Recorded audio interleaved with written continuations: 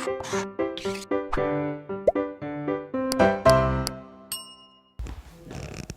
Students, welcome back to Blueprint Digital. आज की इस वीडियो में हम वृक्क प्रकारों का नियंत्रण यानी कि कंट्रोल ऑफ किडनी फंक्शंस के बारे में पढ़ेंगे।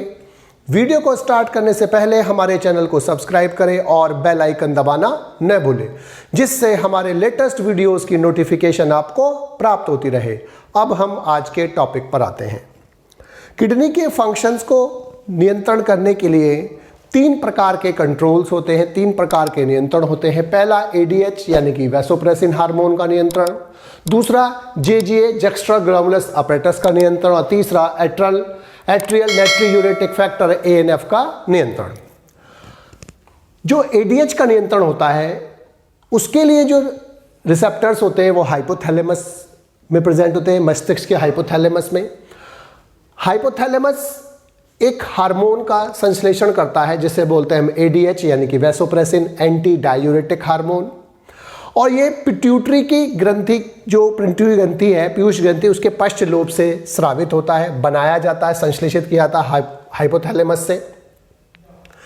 यह हार्मोन लो ऑस्मोलरिटी पर एक्टिव नहीं होता, इसका स्रावण नहीं होता है। जब ब्लड की, रुधिर की जो ऑस्मोलरिटी है, परासरणता है, वो कम होती है, सॉल्ट कम होते हैं, तब ADH का स्रावण नहीं होता है। लेकिन जब ब्लड की ऑस्मोलरिटी बढ़ जाती है, सॉल्ट बढ़ जाते हैं, कंसंट्रेशन बढ़ जाती है, तब पिट्यूटरी ग्लैंड ADH हार्मोन स्रावित करती है और यह हार्मोन ब्लड के द्वारा किडनी के पास पहुंचता है। ब्लड में पहुंचने के बाद ये सबसे पहले काम क्या करता है कि पहला काम ये प्यास यानी कि थ्रस्ट को बढ़ाता है, जिससे व्यक्ति पानी पीता है। पानी पीकर इससे ऑस्मोलरिटी कम होगी, सॉल्ट्स की कंसंट्रेशन कम होगी, पानी बढ़ेगा, डाइल्यूट होगा। दूसरा ये काम क्या करता है हार्मोन, जो ग्लोबुलस ब्लड वेसल्स है, जो ब्लड की वेसल्स है, उनका कंस्ट्रिक्शन करता है, उनको संकीर्ण करता है, जिससे ग्लोबुलस फिल्ट्रेशन बढ़ता है। और तीसरा ये कलेक्टिंग ट्यूब्यूल से जल को पुनः अवशोषित करता है। और इन तीनों काम से जो ब्लड की ऑस्मोलरिटी होती है वो डिक्रीज होती है और अब कंडीशन होम्योस्टेसिस की ओर चलती है। दूसरा जो कंट्रोल होता है वो JGA के द्वारा होता है, जक्स्ट्राग्लोमुलस अपैरेटस, एक RAAS सिस्टम के द्वारा कंट्रोल करती है। इसे रेनिन एंजियोटेंसिन एल्डोस्टेरोन सिस्टम बोलते हैं। ये सिस्टम ब्लड प्रेशर के अथवा ब्लड के वॉल्यूम के, ब्लड रुधिर दाब अथवा रुधिर का जो आयतन है उसके घटने पर एक्टिव होता है। ये JGA जो होता है एक हार्मोन सिक्रीट करता है जिसे बोलते हैं रेनिन, और ये रेनिन ब्लड में जाकर सबसे पहले एंजियोप्लाज्मा प्रोटीन होती है एंजियोटेंसिन, और उसको एंजियोटेंसिन 1 में और उसके बाद एंजियोटेंसिन 2 में इसको कन्वर्ट करता है। एंजियोटेंसिन हार्मोन की तरह काम करता है और वो पहला काम क्या करता है, वो एफरेंट आर्ट्रियोल का कंस्ट्रिक्शन करता है, संकीर्ण करता है, जिससे ब्लड प्रेशर बढ़ता है। कंस्ट्रिक्शन होने से ग्लोबुलस फिल्ट्रेशन भी बढ़ता है। दूसरा PCT के द्वारा जल और NaCl का अवशोषण करता है, जिससे ब्लड वॉल्यूम बढ़ता है। तीसरा ये काम क्या करता है, ये एड्रिनल ग्लैंड को उत्प्रेरित करता है, स्टिमुलेट करता है कि आप एल्डोस्टेरोन हार्मोन स्रावित करें, और एड्रिनल ग्लैंड उत्तेजित होकर, स्टिमुलेट होकर एल्डोस्टेरोन हार्मोन स्रावित करती है।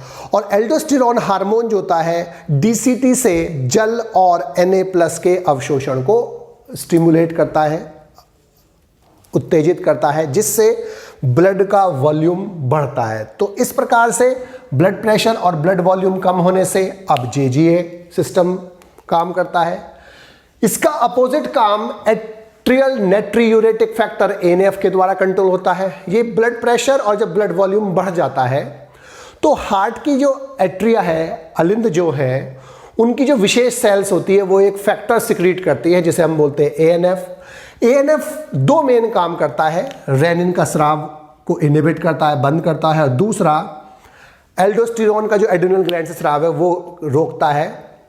इससे जो रेनिन के द्वारा और एल्डोस्टेरोन के द्वारा जो ब्लड प्रेशर और ब्लड वॉल्यूम को बढ़ाने के लिए काम किए जा रहे थे वो अब नहीं बढ़ेंगे, उसका रिवर्स होता है। अब चूंकि ब्लड प्रेशर और ब्लड वॉल्यूम बढ़ा हुआ है तो इनके कंट्रोल ना होने से अब ब्लड प्रेशर और ब्लड वॉल्यूम जो होता है यहाँ पर जो था वो घटने पर बढ़ाया गया था, अब यहाँ पर जो बढ़ने के बाद वो नहीं बढ़ पाएगा और वो घटेगा। तो इस प्रकार से किडनी का जो कंट्रोल होता है फंक्शन वो 3 प्रकार से होता है। पहला हाइपोथैलेमस एडीएच हार्मोन स्रावित करती है, जिसको वैसोप्रेसिन कहते हैं, एंटी डायूरेटिक हार्मोन बोलते हैं।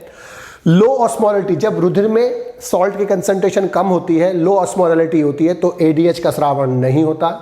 लेकिन ब्लड की ऑस्मोलैलिटी के बढ़ने से हाइपोथैलेमस के द्वारा संश्लेषित एडीएच हार्मोन पीयूष ग्रंथि पिट्यूटरी ग्लैंड के पश्च लोब से स्रावित होता है और ये एडीएच हार्मोन यहाँ से ब्लड में पहुँचता है और ब्लड में जाकर ये 3 काम करता है जो लो ऑस्मोलैलिटी के लिए रिस्पॉन्सिबल होते हैं, अर्थात ब्लड की ऑस्मोलैलिटी को घटाते हैं। पहला, ये प्यास को, थ्रस्ट को स्टिमुलेट करता है, जिससे जो एनिमल है वो पानी पीता है। पानी पीने से उसका जो ऑस्मोलैलिटी है जो बढ़ गई थी अब वो घटेगी, यानी कि वो डाइल्यूट होगा, सॉल्ट की कंसंट्रेशन कम होगी। दूसरा, ये ग्लोमुलस फिल्ट्रेट, जो ग्लोमुलस ब्लड वेसल्स है उनको कंस्ट्रिक्ट करता है, इससे ग्लोमुलस फिल्ट्रेशन बढ़ता है। और तीसरा, ये कलेक्टिंग ट्यूब्यूल से जल के पुनः अवशोषण को उत्तेजित करता है, स्टिमुलेट करता है, जिससे जल का अवशोषण होता है और ब्लड की ऑस्मोलैलिटी घट जाती है।